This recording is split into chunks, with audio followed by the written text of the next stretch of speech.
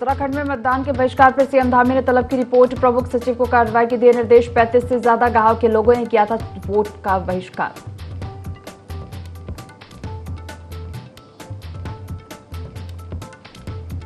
चारधाम यात्रा को लेकर मुख्यमंत्री पुष्कर सिंह धामी ने किया ट्वीट। कहा, पहले 5 दिनों में 11 लाख से अधिक श्रद्धालुओं ने कराया रजिस्ट्रेशन। अन्य पर्यटन स्थलों में भी बड़ी संख्या में पहुंच रहे पर्यटक।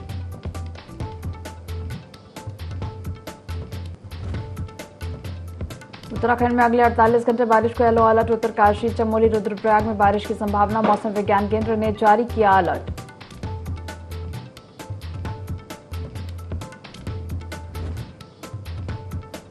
हरिद्वार के ज्वालापुर में युवक की मारपीट का वीडियो वायरल। जॉर्ज कंट्री में घुसकर किया युवक पर हमला। मारपीट में युवक का कान का पर्दा फटा।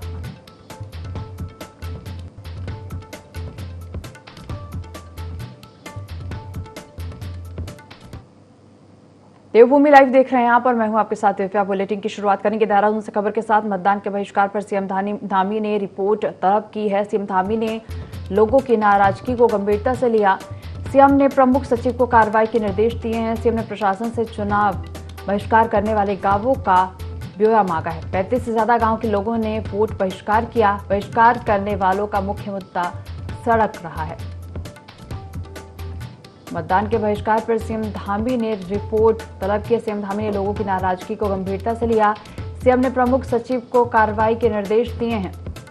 सीएम ने प्रशासन से चुनाव बहिष्कार करने वाले गांवों का ब्यौरा भी मांगा है। 35 से ज्यादा गांवों के लोगों ने वोट का बहिष्कार किया। बहिष्कार करने वालों का मुख्य मुद्दा सड़क रहा है। ज्यादा जानकारी लेंगे सहयोगी विनय सूद फोन लाइन पर जुड़ गए हैं। विनय, मतदान के बहिष्कार पर सीएम धामी ने रिपोर्ट तलब की है और लोगों की नाराजगी को गंभीरता से लेते हुए प्रमुख सचिव को कार्रवाई के निर्देश भी दिए हैं। बिल्कुल, देखिए आपको बता दें कि सरकार ने वर्तमान लोकसभा चुनाव में मतदान का बहिष्कार करने वाले गांवों की जो रिपोर्ट है तो उसका जो है यहाँ पर तलब कर दिया है। साथ ही साथ मुख्यमंत्री पुष्कर सिंह धामी ने अपने प्रमुख सचिव आर.के. सुधांशु को और जो है सभी गांवों की नाराजगी की वजह तलाशने और उसको जो है प्रभावी समाधान करने के निर्देश भी दिए हैं। आपको बता दें कि इस बार चुनाव में राज्य के 35 से ज्यादा गांवों के जो लोगों ने यहाँ पर मतदान का पूर्ण बहिष्कार किया है। इन गांवों में अधिकांश गांव सड़क न बनने के कारण जो है लोग जो है उनमें नाराजगी जो है इस दौरान देखने को मिली है। तो कई क्षेत्रों में कई साल से पहले स्वीकृत हुए जो सड़कें थी उनका निर्माण भी नहीं हो पाया था। इस दौरान जो ग्रामीण जो लोग थे उन्होंने धरने प्रदर्शनों के बावजूद भी जो है इस पर लोगों ने जो है मतदान का बहिष्कार करने की घोषणा की थी। तो ऐसे में देखा जा सकता है कि जिस तरह से लोकसभा का जो बड़ा चुनाव हुआ है उत्तराखंड में, इसको किस तरीके से जो है सीएम धामी ने भी इसको लेकर के नाराजगी जताई है, क्योंकि लगातार उत्तराखंड सरकार जिस तरीके से कार्य करती है, लोगों के हित के लिए कार्य करती है, कई तमाम विकास जो योजनाएं इस दौरान चलाई जा रही है। तो वहीं जो यहाँ पर अब लोकसभा चुनाव के दौरान जिस तरह से इस बात सामने निकल कर रही है कि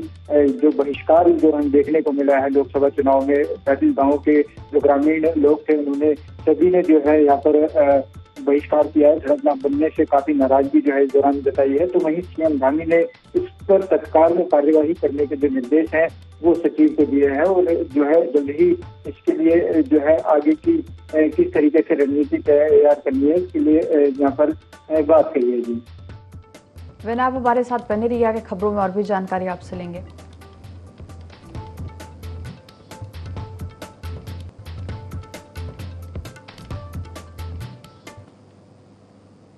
अगली खबर देहरादून से। बारिश का येलो अलर्ट। उत्तराखंड में अगले 48 घंटे येलो अलर्ट। उत्तरकाशी, चमोली, रुद्रप्रयाग में बारिश की संभावना जताई जा रही है। मैदानी जिलों में प्रति घंटा रफ्तार से हवाएं चलने की संभावना है। मौसम विज्ञान केंद्र ने अलर्ट जारी किया है। तो बारिश का येलो अलर्ट। उत्तराखंड में अगले 48 घंटे येलो अलर्ट जारी किया गया है। उत्तरकाशी, चमोली, रुद्रप्रयाग में बारिश की संभावना जताई जा रही है। मैदानी जिलों में प्रति घंटा रफ्तार से हवाएं चलने की संभावना भी मौसम विज्ञान केंद्र ने जताई है और मौसम विज्ञान केंद्र ने यह अलर्ट जारी किया है। चलिए ज्यादा जानकारी लेंगे, सहयोगी विनय हमारे साथ फोन लाइन पर बने हुए हैं। विनय, बारिश का येलो अलर्ट जारी किया गया उत्तराखंड में। उत्तरकाशी, चमोली, रुद्रप्रयाग में बारिश की संभावना भी मौसम विज्ञान केंद्र ने जताई है।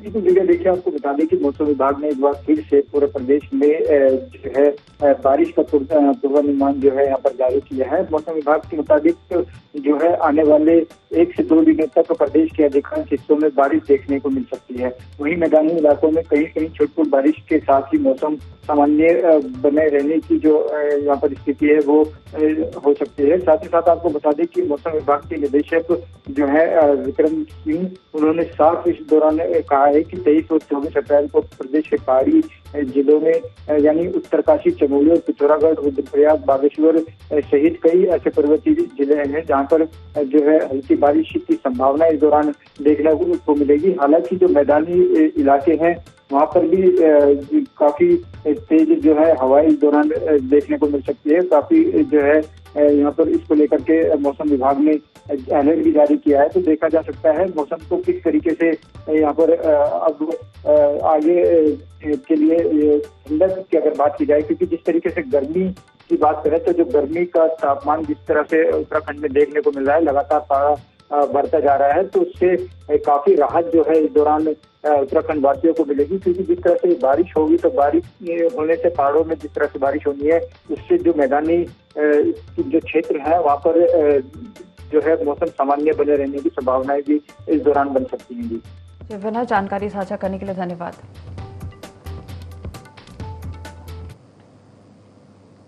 उत्तराखंड में जंगल पिछले कुछ दिनों से लगातार धधक रहे हैं, जिससे वन संपदा को भारी नुकसान पहुंचा है। कर्णप्रयाग में कौचर के पास सारी गांव के जंगलों में शनिवार देर रात से आग लगी और आग के चलते कई हेक्टेयर जंगल जलकर राख हो गए हैं। वहीं जंगल में लगी आग की 22 घटनाएं सामने आई थी। इसे मिलाकर वनाग्नि की घटनाएं अब बढ़कर 373 हो गई हैं। आग से पहाड़ धुआं हो रहे हैं। राज्य में गर्मी तेज होने के साथ ही जंगल की आग के मामले भी बढ़ते जा रहे हैं। वनाग्नि की 10 घटनाएं हुई जो बढ़कर 22 हो गई हैं।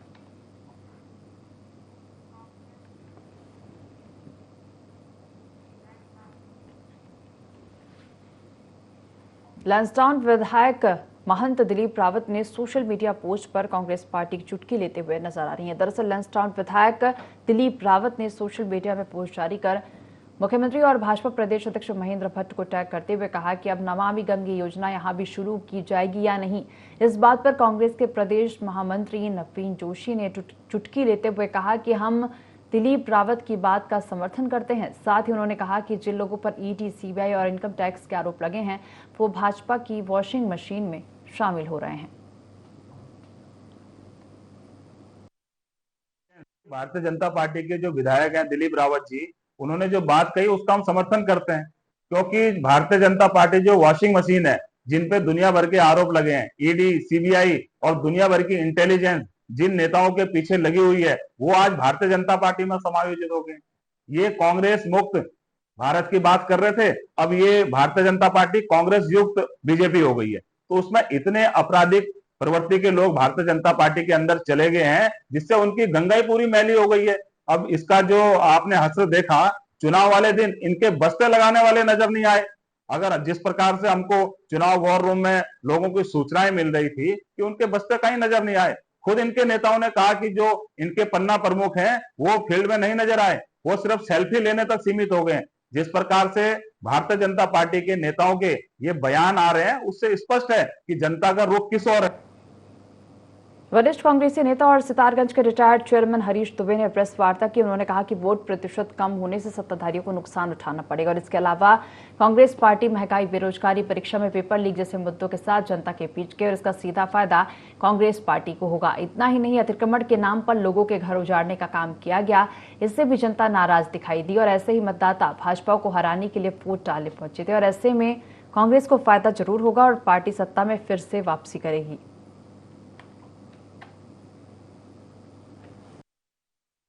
हम लोग देखिए मुद्दे क्या थे। मुद्दे वो बेरोजगारी का मुद्दा था, भ्रष्टाचारी का मुद्दा था, महंगाई का मुद्दा था, बच्चों के पेपर लीक का मुद्दा था और उसके बाद लोकल में जो ये तोड़फोड़ हुई G20 के नाम पर, कभी रोड को चौड़ा करने के नाम पे लोगों के घर उजाड़ दिए गए, लोगों की दुकानें तोड़ दी गई, लोगों को बेसहारा कर दिया गया, लोगों पे झूठे मुकदमे लगाए गए, लोगों को डराया गया, धमकाया गया, लोगों को ब्लैकमेलिंग करी गई। ये सारे मुद्दे छाए रहे और इसको लेकर जो है कि जो मतदाता लाइन में जाकर लगा, वो मतदाता था जो हराने के लिए इस बार लगा, सत्ता को पलटने के लिए लगा, परिवर्तन के लिए लगा। वो मतदाता पोलिंग बूथ तक पहुंचा और जो मतदाता इस भरोसे बैठा हुआ कि सब कुछ तो चल रहा है, सब लहर चल रही है और जो लहर वाली थी, लहर में अपने आप वोट पड़ जाएगा, वो मतदाता 5 बज गए, पोलिंग का समय समाप्त हो गया, वो घरों में ही सोता रहे। लोकसभा चुनाव में उत्तराखंड के 35 से ज्यादा गांव के लोगों ने चुनाव बहिष्कार किया है, जिसके चलते सीएम धामी ने लोगों की नाराजगी को गंभीरता से लिया है और मतदान का बहिष्कार करने वाले गांवों की रिपोर्ट तलब की। सीएम ने प्रमुख सचिव को कार्रवाई के निर्देश देने के साथ ही प्रशासन से बहिष्कार करने वाले गांवों का ब्यौरा मांगा है। बता दें कि मतदान का बहिष्कार करने वालों का मुख्य मुद्दा सड़क का रहा है।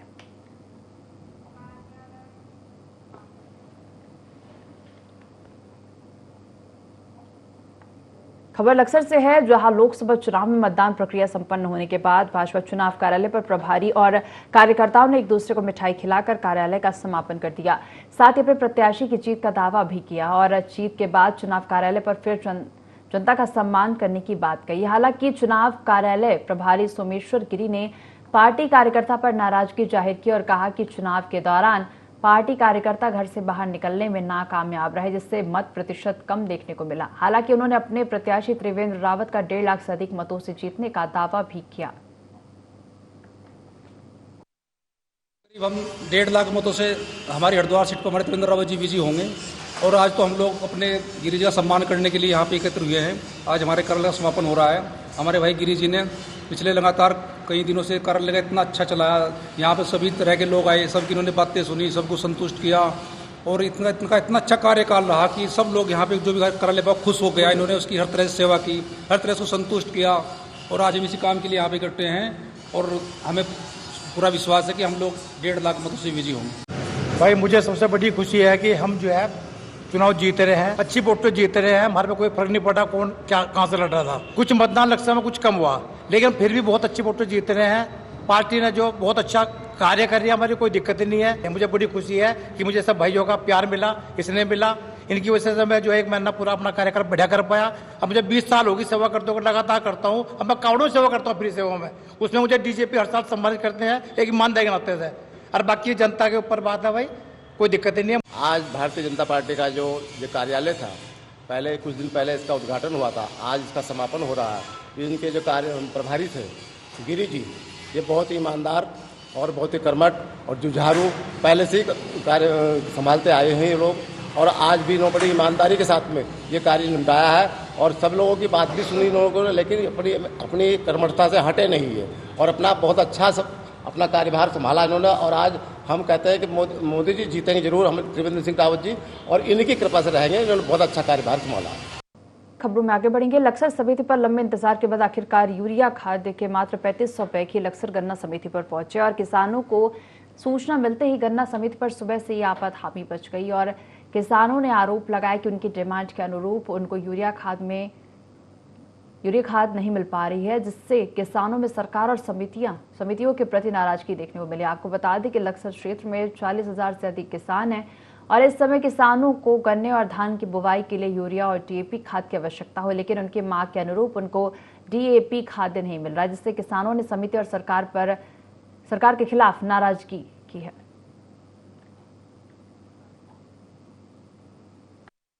डाई लेने के लिए डाई है ही नहीं यहाँ पर, गन्ने की बुआई के लिए बस जैसे वैसे बिना खाद के क्या करें, डीएपी है ही नहीं। कागज हमने पास करवा रखे हैं और खाद की चुक्ति नहीं मिल रही।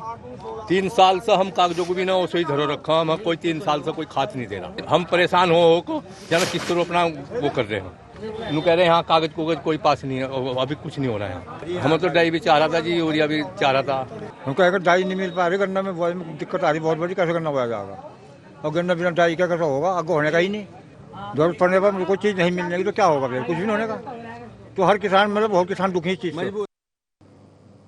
हर साल की तरह इस साल भी जोशीमठ पैनखंडा क्षेत्र के सेलंग गांव में रामायण उत्सव का आयोजन किया गया। वर्ष के वैशाख महीने में ग्राम सेलंग की संयुक्त पंचायत इस मेले का आयोजन करती है। वैशाख महीने की संक्रांति से इस मेले की शुरुआत होती है और कई चरणों में भूमियाल देवता की पूजा और हर दिन चावल से बने भात का भोग लगाया जाता है, जिसमें गांव का प्रत्येक परिवार पूजा में सम्मिलित होता है। तथा इस मेले का समापन सांस्कृतिक विरासत रामायण के साथ होता है। रामायण मेले की तिथि ग्राम पंचायत की संयुक्त बैठक में निकाली जाती है।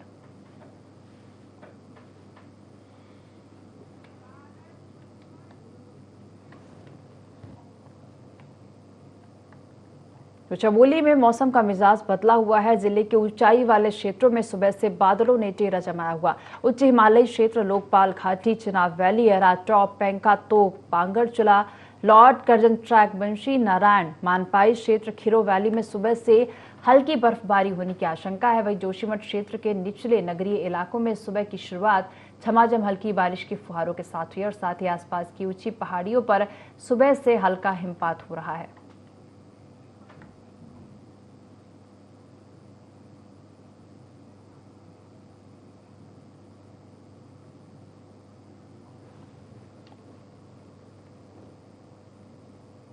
पिथौरागढ़ में शादी से वापस लौट रही गाड़ी अंटाली की गहरी खाई में गिरने से बड़ा हादसा हो गया। हादसे में गाड़ी सवार 4 लोगों की मौके पर ही मौत हो गई, जबकि 4 घायलों का इलाज चार घायलों को जिला चिकित्सालय में भर्ती कराया गया है। 4 घायलों की हालत गंभीर बताई जा रही है।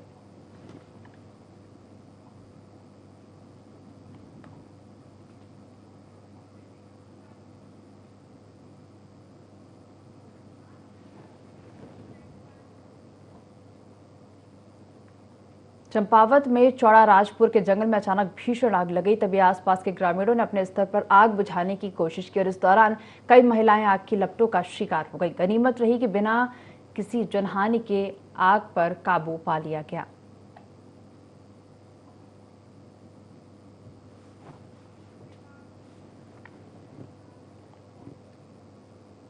उत्तराखंड में 10 मई से शुरू होने जा रही चारधाम यात्रा के मद्देनजर केदारनाथ हेली सेवा की बुकिंग में जबरदस्त उत्साह नजर आया है।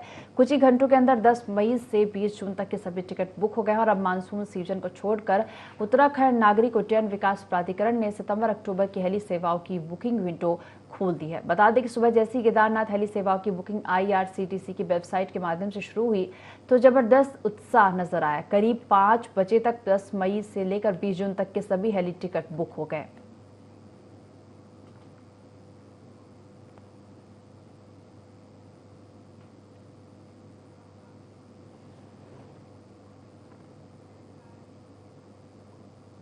लोहाघाट के सामाजिक कार्यकर्ता मदन खोलिया ने जानकारी देते हुए बताया कि चंपावत जिले के बाराकोट ब्लॉक के प्रसिद्ध रामेश्वर घाट में पिछले 6 महीने में ही 3 युवाओं की सरयू नदी में नहाने के दौरान डूबने से मौत हो गई है। उससे पहले भी कई लोग अपनी जान इस घाट में गंवा चुके हैं। खोलिया ने कहा कि इतने लोगों की जान जाने के बाद भी प्रशासन अब तक नहीं जागा है। प्रशासन ने रामेश्वर घाट में न तो सुरक्षा के पुख्ता इंतजाम किए हैं और न ही जल पुलिस की तैनाती की है। प्रशासन लोगों की जान के साथ खिलवाड़ कर रही है।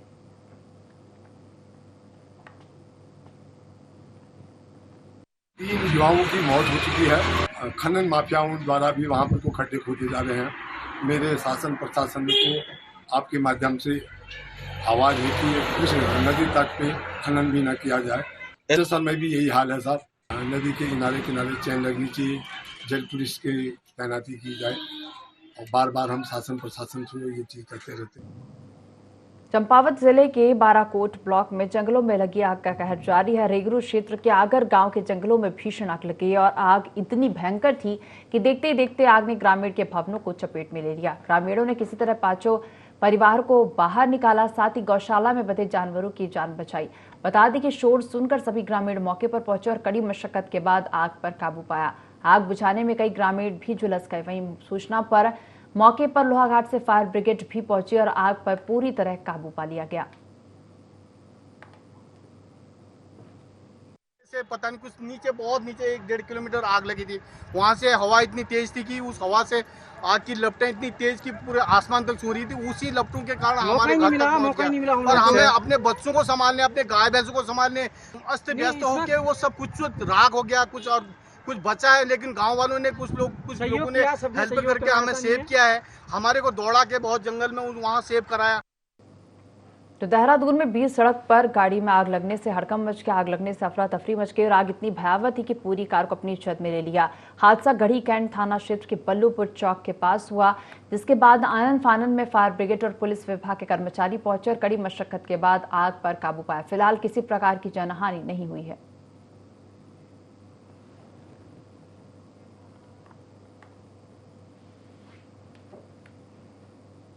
प्रदेश में बीजेपी का कुनबा लगातार बढ़ रहा है, जिसमें उत्तराखंड कांग्रेस के दिग्गज नेता हरक सिंह रावत की पुत्रवधू अनुकृति गोसाई ने भी भाजपा का दामन थाम लिया। उन्होंने लोकसभा चुनाव से पहले कांग्रेस से इस्तीफा देकर भाजपा की सदस्यता ले ली। भाजपा प्रदेश अध्यक्ष महेंद्र भट्ट ने कांग्रेस नेत्री अनुकृति गुसाई और उधम सिंह नगर से कांग्रेस की जिला पंचायत अध्यक्ष रेणु गंगवार के साथ सुरेश गंगवार को अंगवस्त्र पहनाकर पार्टी की सदस्यता दिलाई। और इस दौरान अनुकृति गुसाई ने कहा कि उन्होंने बीजेपी की रीति और नीति से प्रभावित होकर सदस्यता ली है।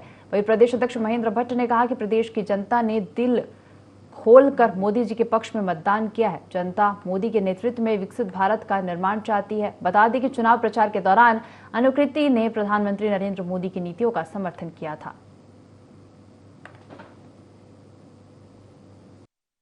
और मैं आदरणीय मोदी जी की नीतियों से, आदरणीय अमित शाह जी की नीतियों से, आदरणीय हमारे जो राष्ट्रीय अध्यक्ष हैं उनकी नीतियों से, हमारे माननीय मुख्यमंत्री जी की नीतियों से और माननीय प्रदेश अध्यक्ष जी की नीतियों से, सबकी नीतियों से खुश होकर और खासकर भारतीय जनता पार्टी की जो इस तरह की जो विचारधारा, जो कार्यशैली है, उसको खुश होकर हम लोगों ने अपने परिवार में पुनः वापसी की है।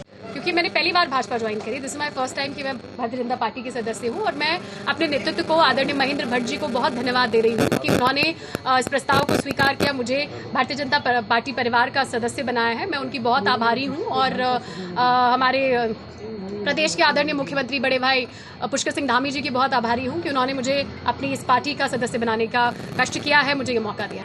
बड़ी संख्या हमारे कार्यकर्ताओं में मत प्रतिशत बढ़ने का कारण है कि सामने से प्रतिस्पर्धा जब होती है तो मत प्रतिशत बढ़ने में वो भी सहायक बनता है। लेकिन बहुत से ऐसे स्थान थे, बहुत से ऐसे पोलिंग बूथ थे जहां किसी भी अपोजिशन दल का बस्ता नहीं लगा था, तो स्वाभाविक रूप से वहां प्रतिस्पर्धा सुखमय नहीं रही और हमारे जो समर्थक मतदाता थे, जो हमारे पन्ना प्रमुख थे, उन्होंने भारतीय भाजपा समर्थित मतदाताओं को पोलिंग बूथों तक पहुंचाया।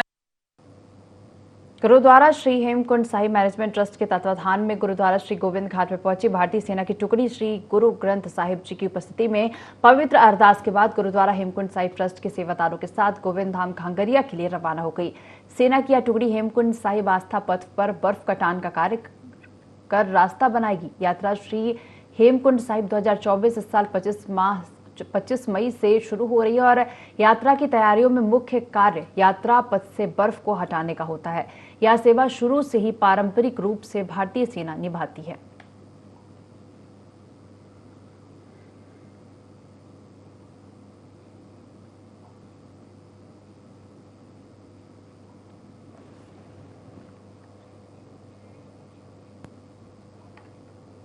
लोकसभा चुनाव के लिए प्रदेश में मतदान हो चुका है, लेकिन उत्तराखंड में 35 से ज्यादा गांव के लोगों ने चुनाव का बहिष्कार किया, जिसके चलते सीएम पुष्कर सिंह धामी ने लोगों की नाराजगी को गंभीरता से लिया और मतदान का बहिष्कार करने वाले गांवों की रिपोर्ट तलब की। बता दें कि सीएम धामी ने प्रमुख सचिव को कार्रवाई के निर्देश देने के साथ साथ प्रशासन से बहिष्कार करने वाले गांवों का ब्यौरा भी मांगा था। बता दें कि मतदान का बहिष्कार करने वाले गांवों का मुख्य मुद्दा सड़क निर्माण है।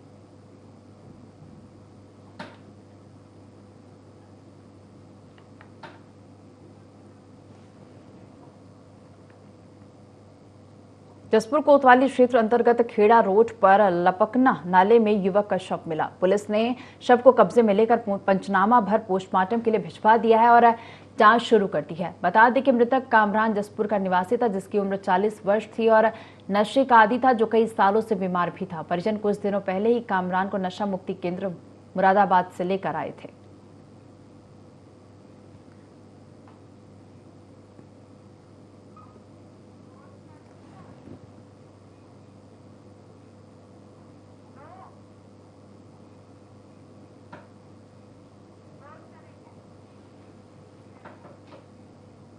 इस बुलेटिन में फिलहाल इतना ही। आप देखते रहिए IND24। नमस्कार।